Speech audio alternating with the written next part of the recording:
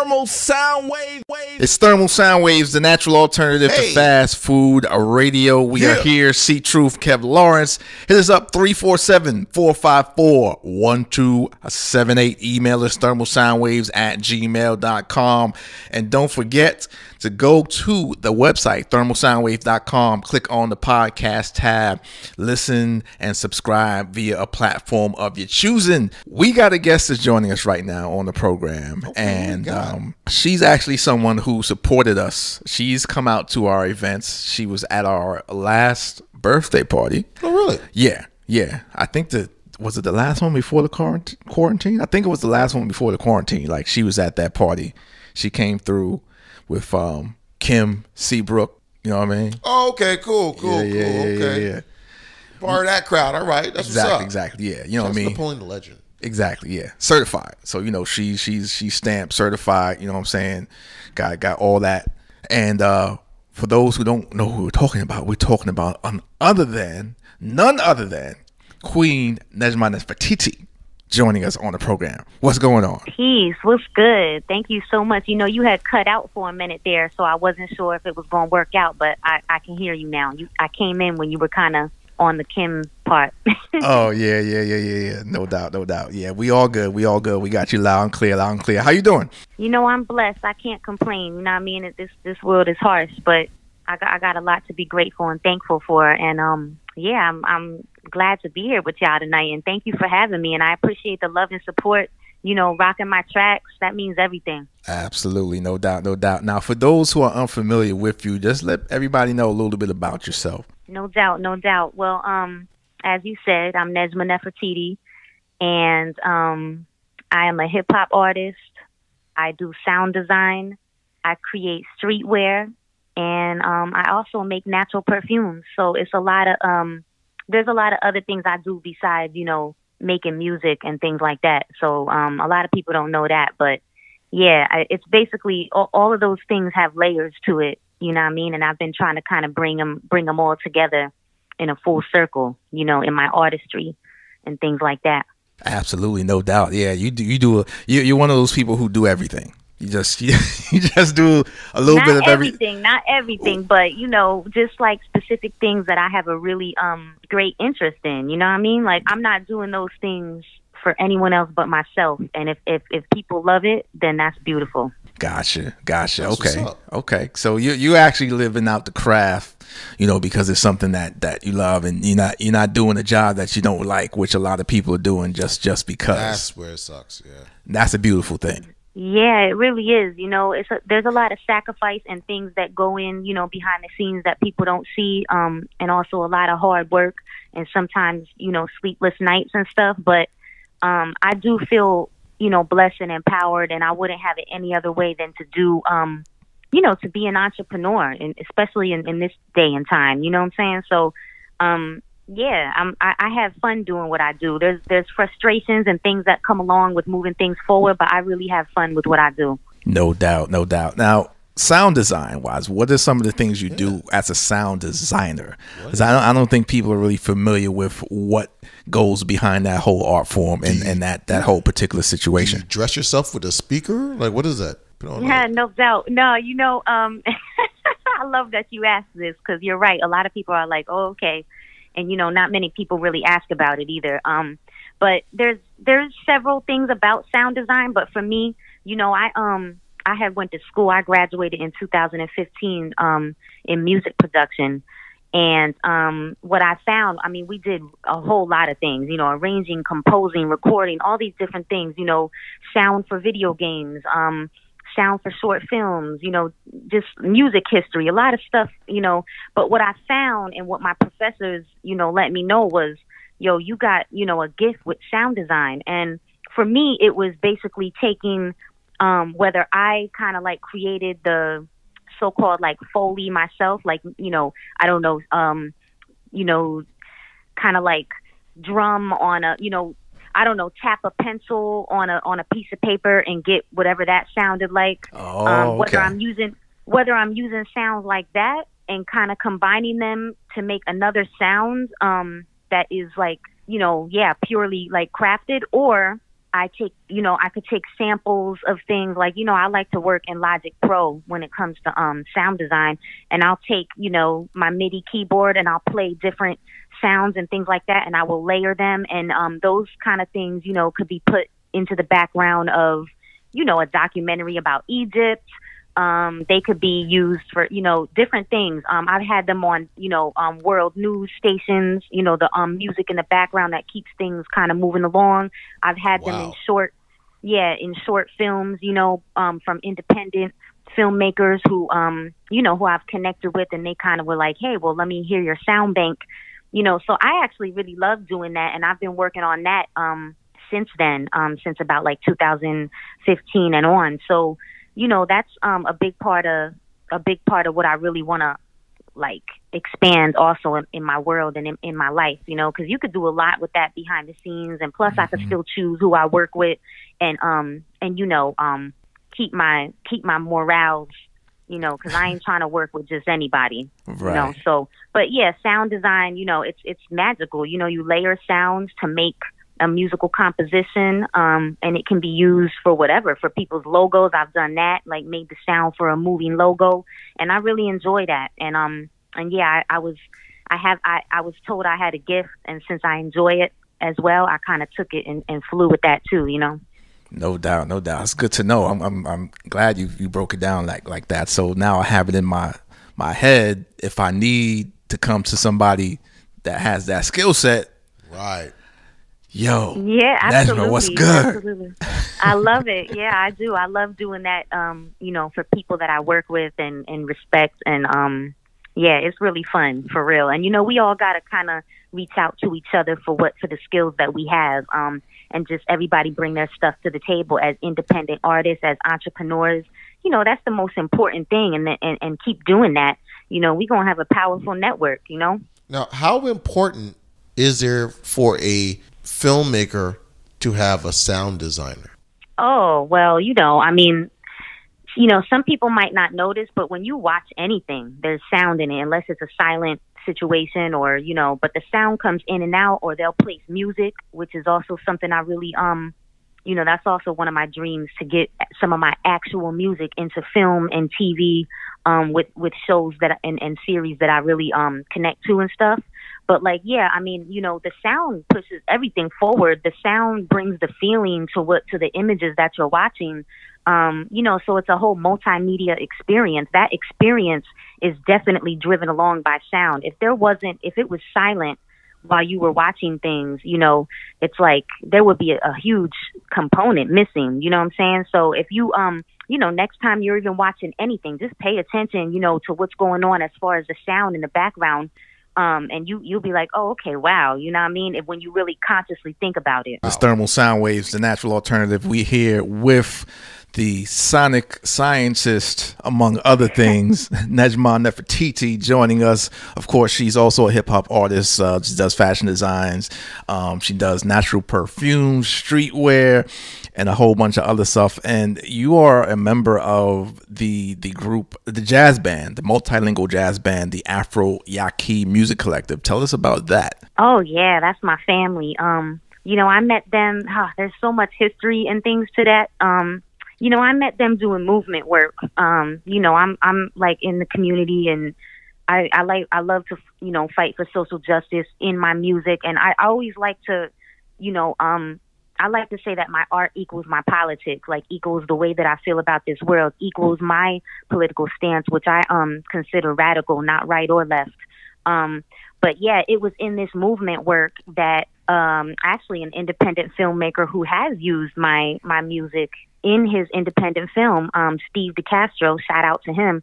He's a comrade, and he, and then like some other people we knew that we had worked with, suggested that I do this event with them for Steve's film.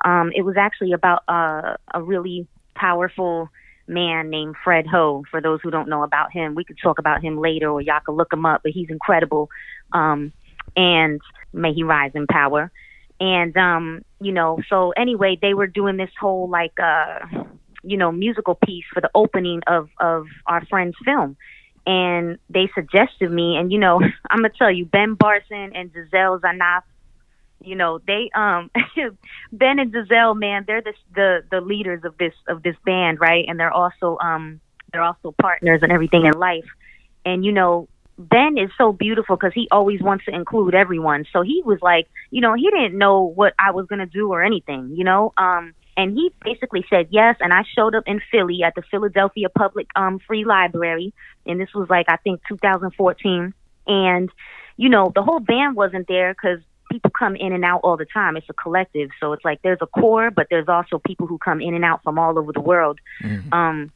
And they started rocking some stuff, and I started rocking some stuff. And I mean, from that point on, like it was on. They were like, "Yo, like this is exactly what we needed and we're missing." They really, they would have MCs and poets and stuff like that, but I think we just really connected for real, and it was mostly because of our consciousness and how we feel about certain things in the world. It wasn't just like, oh, we all got skills and this is great. It was like, it was deeper than that, So I've been rocking with them since then. And we've done shows all over the United States. We did the Mesopotamian Water Forum in Iraq. I got to go out there with them and perform there. I mean, I went to Venezuela and did a whole, the first Eco-Socialist International. I was out there, with some members, and, Eco-Socialist Horizons, our other comrades. So like this is all like, it all connected because of movement work, because, it's just like the things that are going on, like, there's there's a history and a legacy. And of course we like to say pass the torch. So it's like, we holding these torches and stuff and passing them on and just like working together, and at the same time making this like beautiful, magical music. I mean, because it is like freedom fighter music, and to be, in the room while we're all performing, that's one thing, because I've watched them as well in some of the songs I'm not in. And then when I get there with them, it's like when you're on stage, there's just nothing I've ever experienced ever like it, and like, another thing is that working with them, because a lot of the times, hip hop is 4/4 a lot, in measurement. It's like, it's just like 1, 2, 3, 4, like 1, 2, 3, 4, or whatever, you know what I'm saying? Bars. And, right, you know what I'm saying? The bars, and it's a skill to stay in those bars, but it's also a skill to like rap over beats that are really odd metered, like 13/8 and crazy stuff that I've done with them. And it really like like evolved my flow, because I can see even when I'm on a 4/4 beat, the way that I come in and out of it, I've been changing meters and things like that. Like I could just tell, like, so it's, they're a huge part of my artistry as well. And, we're still working together now. They got a dope album coming out, which I'm gonna be on, should be out sometime soon in the next couple months. And, really, really beautiful individuals to work with, for real. So you got into that library of the great one, like Dr. Strange, and started like moving in them type of books and just elevating your flow on some other stuff. That's what's up, though. Yes. Now you part of the original people, as I call them. I don't call them native or indigenous. I say original people. That's how I like to. That's how I like to term it. No, I prefer that too, but sometimes people don't understand, so I have to say, indigenous for point of or reference. whatever. Right. But I love that you say that. Right. And where are your people originating from specifically? Well, predominantly what I'm mostly made up of, so to speak. I'm Iranian, North African, like basically the Middle East. I like to say North Africa because people they just, they don't want to say Africa, so it's like Middle East, but you see it's right there. Right. So that entire kind of like boot with Egypt and Palestine and Yemen and all that whole boot, like I have ancestry from that whole boot. So I got those things from my father, and then from my mother, I got original blood from her, from Seminole, Lakota, and Blackfeet Nation tribes. May she rise in power. So yeah, I got the original blood from my mother. So you have a lot of peoples definitely in Florida then. Say it again. So you have a lot of peoples definitely in Florida. Absolutely, yep. That would be the Seminole, yep. And the Seminoles, they were Maroons of the original people. They're the ones who all fled, to build their own, and kind of like all met up. So people were, I could have so much other DNA from other tribes too, from being Seminole. Which is why even in the movie Django, he was trying to run and get to Florida. Yes. Because he knew in Florida, they gave it up in Florida. Like, they teach some history about, slaves here in America. There was some people that the evil government wanted no part of. And they had the wars. And I think it was John Horse or a few other people from the Seminoles. And they was whooping tail out here. It is known fact. No fact. Yeah. They were whipping tail. And some of these places, when they try to go and find the so-called, black slaves, they couldn't find them. Which goes back to, if you can't find them in these tribes, why do you show the images of these tribes looking one way? Right, exactly. It's all propaganda for the way they people. It's just the truth is being hidden. There's so much being hidden from us. You can't stick out. You can't stick out if you're amongst people that look like you. Right, exactly. So it's like, that's all a tactic. You know what I'm saying? And just to keep people down. And that's, knowledge really is power. I'm sure that if we knew some of the things that are being hidden and things that people are speculating, when things are brought forth, that changes everything. It changes your decisions. It changes your accountability. You know what I mean? It changes how you move, how you think. It's powerful. Absolutely. No doubt. It's Thermal Sound Waves, the natural alternative to fast food radio. We are here with Nejma Nefertiti. Hit us up 347-454-1278. Email us thermalsoundwaves@gmail.com. We're definitely going to have to bring you back because there's so many different levels and things and topics that we could touch upon and go through and whatnot. Yes. Well, you know already. We fam. Yes. So yes. It's all good. You just let me know. Exactly. So we saw in the first chapter. This is going to be like a docu-series, so to speak. Yes. You know what I mean? But I wanted to I love chapters. I love that. No doubt. Absolutely. So.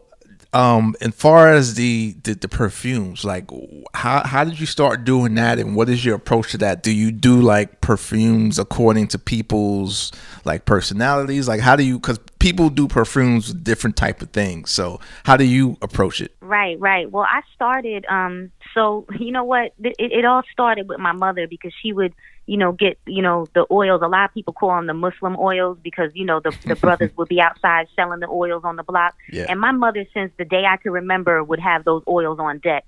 And I loved it. I loved, scent. I loved, I looked up to that and I was like, oh, look at this. I was so intrigued, even as a younger girl. And, I myself, would wear them. And, as I, grew up and stuff, I would stay wearing them, and I was like really intrigued by natural perfumery, and finding out what is actually in the things that I'm wearing and stuff like that. And I began to study because, I actually was selling oils too. I would get them from a wholesaler at one point, a little later in life, and I would, bottle them up and sell my own oils, but they weren't oils that I made at that time. And, so that was kind of like the beginning of it. And then I just like, I wanted to upgrade my style. I wanted to really like take it further. So I started studying and I found that, a lot of those oils that I was selling and wearing weren't like totally natural, and I took, the research further and I began to study natural perfume, which is a really kind of boutique-ish kind of thing because, people who know what it is know, and people who don't, there's a lot to learn, but like, I really loved that the raw elements were natural and that everything was alive and there was no synthetics. And, there were fewer ingredients and you could tell by the smell, you could tell the difference of something that's real and something that's not after really knowing. So it's like, I just, I thought these things were beautiful. And, the way that you layered them with the, bass notes, heart notes, and top notes and how they all affected each other. It's magic. It's alchemy, and it's also a really healing thing to do. For me personally, it was really healing, life can be so traumatic, and doing, you know, believe it or not, like mixing these things and smelling it and doing all this, like, you know, even I took years to just find out what bottles I wanted to put it in so I don't use any plastic. And, you know, it's been ongoing for, I don't know, going on like 7 years now, maybe longer. But I was studying, I was, you know, ordering, you know, samples from natural perfumers and smelling what they did, you know, seeing what they did, all this stuff. And I found two main perfumers that became my favorites. And one is a brother in Italy, and the other one is a woman in San Francisco. And both of them, you know, were deep into teaching, you know, people that wanted to do this, you know what I mean? And so, you know, I started to learn from them, and they also sold the raw elements that you needed to make your own perfumes, which I also invested in. And that's how it started. And I began to like blend and fail at certain things and understand what I did wrong, and kind of like just experiment. And it's been a beautiful process. And actually, you know, I'm finally ready to kind of like to launch my Etsy site, because that's where I decided I was going to have it, you know, them online. Other than that, I have personal clients, and I try to get it into you know, little places that really, you know, want like handmade kind of things from people in the local community. But yeah, you know, that's how it all started. And you know, I always continue to research and study too, because it's just fascinating. You know, it's an ancient art. Yep. You know what I'm saying? And it's come such a long way, and it really connects. You know, it grounds you, but it also helps you fly and like connect you with your ancestors. It's so ancient and beautiful. It's just like it's become a part of me. Wow. Yeah. Nejma Nefertiti, thermal sound waves. That's what it is. Yep. I mean, we've been talking about a whole lot of other things, but we can't stress enough to get her music as well, because she's an incredible artist, you know, hip hop wise. Ask her where she's from. Salute the Queen. She's a black queen, if you didn't know that. And if your rappers out there try to get funny, she's a rap assassin. You know what I mean? See how I did all that there. Yes. And she don't praise for enemies. I don't either. yeah, no doubt. You know, I have to flip the script sometimes. You know, get Absolutely. people thinking a little bit. Oh, no doubt. That's most definite. I vibe to that, because I'm like, oh, okay, you took it there. That's what I'm talking about. But where can people get like all the music and stuff like that? Yeah, you know, my music, well, I do have a website, NejmaNefertiti.com. All my music is there. You know, you can check out photos and videos, and also connect to my other social media, you know, outlets, you know, from there.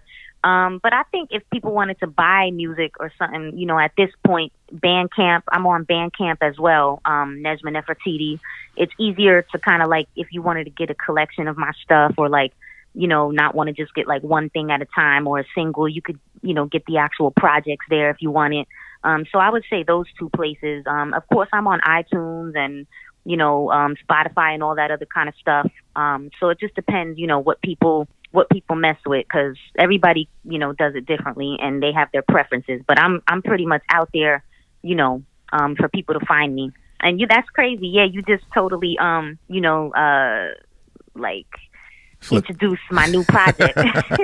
No doubt, yeah.